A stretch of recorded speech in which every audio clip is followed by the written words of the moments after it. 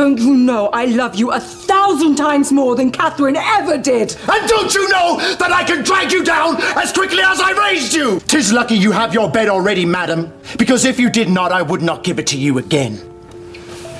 Watching Henry storm out in fury, her heart immediately cooled to ashes. Since her marriage, Catherine had always been the shadow she couldn't escape. She knew that as long as Catherine lived, the church would never recognize her, and she would never truly become queen. But there was nothing she could do about it, so she sought other ways to solidify her position as queen. She decided to marry her daughter Elizabeth off to the French prince, but to her surprise, the French ambassador rejected the proposal because they didn't recognize her as Queen of England, nor did they acknowledge Elizabeth as a princess. However, if the marriage candidate was Catherine's daughter, Princess Mary, they would gladly accept. Upon hearing this news, she completely broke down, furiously blaming Catherine, and became hysterical in her chambers. But her brother George reminded her that if she didn't want to fall completely out of favor, she had to control her temper and not act like a madwoman causing chaos everywhere, and took her brother's advice and began to imitate Catherine's demeanor, being incredibly obedient to Henry. It worked, and Henry's attitude toward her gradually softened. This eased the tension in their marriage. But the next day, when she happily went to find Henry, she was blocked at the door. I came to see the king.